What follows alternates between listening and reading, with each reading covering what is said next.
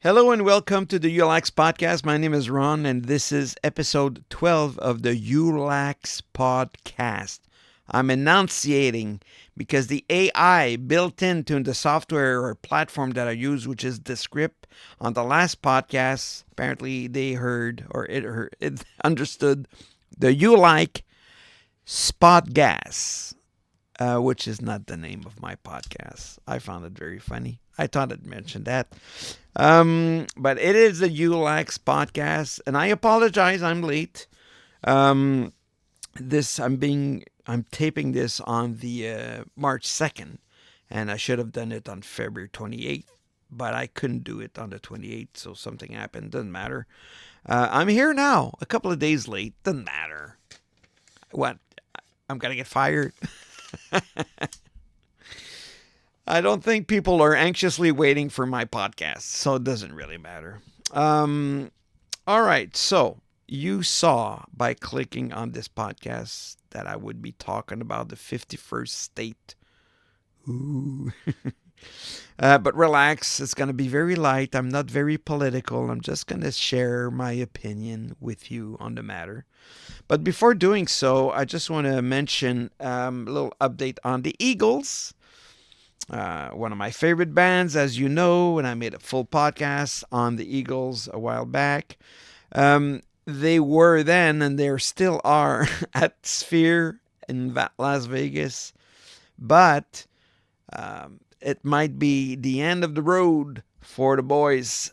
They have some dates announced for March and April, 4 dates on each month. And that's what's been going on since September. There's always 4 dates per month.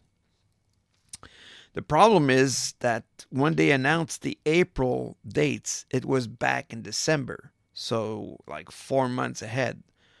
And now, 4 months from now, I mean, they haven't announced May or June, so I think it could be the end. I don't know. I'm kind of concerned here because I don't think if they end there, I don't see them touring. Because why tour when people from all over the world go to Vegas for many things and then they catch your show? And these guys are not getting any younger, obviously. Even so, there was a member of the Eagles, Mr. Stuart Smith, a guitarist, great guitarist, who replaced Don Felder in 2001, was now replaced because Stuart Smith has Parkinson and he couldn't continue. So the guy filling in for Stuart is Chris Holt. I don't know Chris. Seems fine. I'm sure that if they selected him to be in the lineup, obviously the guy can play guitar. And from what I saw on YouTube, from February dates where people put a lot of things on YouTube, and I saw him playing. Obviously, he sounds good, but that's temporary, I guess. Why are they not announcing more dates? I'm not sure. I was, as I said, thinking that maybe that's the end. But if you look at tickets for those dates, it's slim pickings. There's like 12, 14, 15 seats free available for most of the dates. So the tickets, it's not that they're not selling. There's hardly any tickets. So maybe, I don't know. I don't know what's going on. I don't know that they'll continue, but if you're lucky enough to have tickets for March or April, well, good for you. And if you're in Vegas and happen to notice that there might be a ticket or two available, maybe it's a good time to check them out before they call it quits. All right, 51st state. Well, it's a hell of a topic. It's been the talk of the town here, or the talk of the country, should I say, for several weeks. And I don't want this podcast to be political per se, because I'm not. I have my opinions, but I'd rather let people that know what they're talking about talk about these matters, and I don't. To be honest with you, I do have my opinion though. So let me tell you about my thinking. First of all, I'm Canadian. Am I happy in Canada? Yeah, I've nothing to complain about. Could it be better? Yep, it could be much better. Um, but it is what it is. I didn't choose to be here. I can't really choose to leave. Let's be honest. I was born here, so I'm a Canadian by default. Admittedly, whoops, sorry. I admit I'm a wannabe American. I love the United States from childhood, and I'll get to that in a moment. But I was born here. I was born white. I was born a man or a boy and then a man. And I was raised in French and in English. So these are all very important things that define me, but I have nothing to do with. It's by default. All of this is by default. If I choose, I got a visitor. Let me interrupt here a second. Let me grab my boy. Don't be shy. Whoop, whoop, whoop. Here we go. Here's Watson, guys. I think I mentioned him once or twice in the past, but he wasn't officially ours yet, so I didn't dare put him on camera. But now he is ours. He's a very loving boy. He's a good boy, and he's officially ours. We were initially a foster family for him for a while, and now a few weeks ago, we completed the adoption papers and whatnot. We got him neutered. He's all good to. He loves my ears. No, I got headphones now, buddy. Can I put you down? Okay, I'll put you down. Okay, or else. Oh, look at the boy. Hi, everybody. Okay.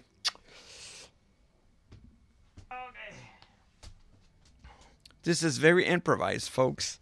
You got to roll with the punches. So where was I? Oh yeah, I'm Canadian by default and all that stuff. Now, growing up, our parents did not bring us to Toronto, Ottawa, Niagara Falls, BC to see the Rockies. When we had time off and did a day trip or vacation, we would go to the States. Excuse me, but that's the way it was. Okay, you left. Um, we'd go to, I don't know, Frontier Town. We would go to Plattsburgh for a day at the beach and then go shopping. We'd go to Storytown in Lake George and, stuff like that. Beach days, always on this, well, mostly. We did a few things that I recall in Canada, but in Quebec, Ontario maybe, but very little. No trips. As for vacation, man, it was great times. Every year, my dad would have 2 weeks off in July, and we would spend those 2 weeks in Wildwood Crest, New Jersey. So I went there over and over, and I was looking forward to it every time we'd go. And I was sad to leave there every time we would leave, and looking forward to next year. The boardwalk, the beach. Watch the tram car, please, on the boardwalk. These are all souvenirs that I have that are very dear to me, and mostly the Atlantic Ocean. I really love the ocean. I mentioned this before, I'm pretty sure. And it's not that unusual. A lot of people feel a certain connection with the ocean. I certainly feel it. So, and any chance I have to go at the ocean and smell the water and see the waves curl and put my feet in the water. I mean, it's just great. And when I visit my daughter in LA, I make it a point to go to the beach at least once or twice, and don't have to spend the day at the beach. I don't need to do that, but I need to see it. I need to be near it for a while. Um, so yeah, and I liked it so much. When we got married, my wife and I was 20 years old. She was 19. We didn't have that much money to go on a very expensive honeymoon. So we went to Wildwood Crest. We didn't go to an exotic destination, a fantastic cruise, or all-inclusive resort somewhere in the Caribbean. Nope. Wildwood frickin' Crest. That's where we went for a honeymoon. And we had a great time. What can I say? I think we weren't legal in drinking at that time, but I wasn't drinking that much then. It came with the years. But still, it's great times, great memories. One vacation, 1 year, probably the last one as a family. I got to bring my buddy Pierre, and my sister got to bring her friend Lisanne, and we had a very cool first week. And the second week started really, it was cool. Unfortunately, that trip was cut short because my mother's brother had passed away and we had to return. So that was kind of sad. But still, it was cool to be on vacation with a friend and whatnot. Um, so there's nothing that I don't like about the States, to be honest, and even to entertain myself, from very young age, we'd watch shows like Starsky and Hutch, Happy Days, Laverne and Shirley, Johnny Carson. That's what I grew up with. And yes, there was some Rue des Pignons and Cré Basile and Le Bye Bye every year, of course. But I mean, mostly we would watch English television. That probably helped me becoming a little more bilingual than most. Um, Most in Quebec, I'm saying. And so to cut the US out of my life, not going to happen. I'm not going to boycott anything. There's a movement here to boycott Amazon, Netflix, stop drinking orange juice. I mean, it's crazy what are things that are said here. Total nonsense, but that is what it is. So I'm not part of that. I don't want to hear nothing of that. And if this thing happens, I don't think that Canada would become the 51st state. Maybe Quebec could become the 51st state, but I don't know. Now the separatists that wanted to separate from Canada since the last 40 years, there was that movement. Now they're all, oh, well, let's protect Canada. Well, you don't care about Canada. I don't know if they think it'll be is easier to separate from the states, from Canada than the states if we become the 51st state.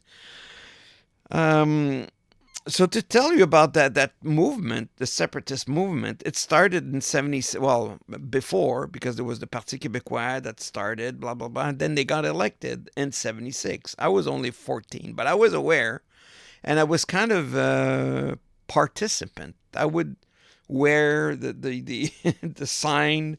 I voted. I would have voted yes to the referendum that was held in May 1980, but I turned 18 a month later, so I didn't have the right to vote. But I would have voted yes. I was all for it then, and I was all for it in '95 when they came back. They had to come back to it because the first one was not no contest. It was 40% for separation, 60% against. And in 95, I'm no longer a kid. I'm 33 years old. I have 3 kids of my own. I have a house. I have a job. And still, I felt it was a good idea to do so. So I did vote yes. And that one came very close. The people that voted yes was 49.42 voted yes, and 50.58 voted no. So it didn't happen. And the prime minister at the time, Jacques Parizeau, declared, "We lost this referendum due to money and the ethnic vote." Can you imagine? He had a lot of backlash in '95, but I'm pretty sure it would be even worse now to say something like that as a country leader. And anyways, so right off the bat, a few years later, I don't know, because I was on the road and I listened to a lot of talk radio, and that separatist movement it comes and goes, but it never dies. Just and so sometimes there's something that happens, and then there's kind of a separatism movement or fever or whatever you call it, and so the topic comes back. And at one point, I don't know if I heard this or I had the idea myself. I think I heard it, but anyway, somebody mentioned maybe Quebec could become 51st state of the United States. And I said, well, yeah, that would be good. So that's what I was thinking back then. And now it could happen. I don't think it will, to be honest with you. But it could.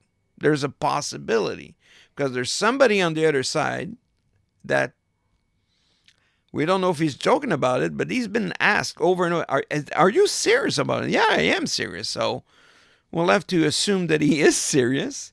There's a lot of negotiation between the two countries right now, and the tariffs. But forget all of that.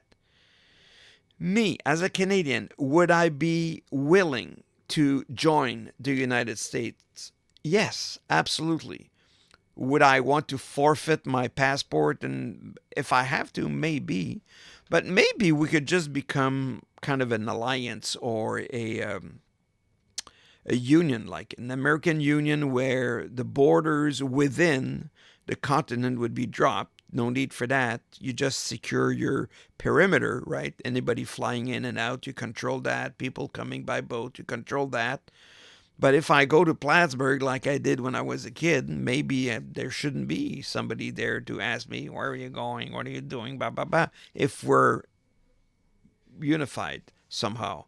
To use the Canadian currency makes a lot of sense. Not Canadian. It's not worth nothing. But the American currency that'd be great. Maybe we could both keep our passports. That's fine. So I think there's something to be done here, and I wish they would try to negotiate that more than tariff on one side, counter tariff on the other side, and animosity. And the last thing that we should want is to be taken over, like for a penny. I think there's still room to negotiate something rather to have something an hostile takeover, which I don't think is going to happen. But it's a different world, folks. A lot of shit is happening, and everything's possible. So that's my view on the matter. You don't have to agree with me, and if you don't, I'm fine with you having a different opinion than mine. But that's where I stand. I would gladly become an American. And if that means rejecting Canada, if that's the step I need to do, I will do it. But I don't think I will have to. So, all right. So that takes care of podcast number 12, episode 12. So hopefully I'll be on time in March. We are in March, but before the end of the month, the 31st. Keep in mind that February is kind of short. I was missing a couple of days, I guess, to do my things. And it's always a pleasure to do this. I still have a lot of fun, and hopefully you'll tune in for podcast number 13. Until then, play safe, be good. All right.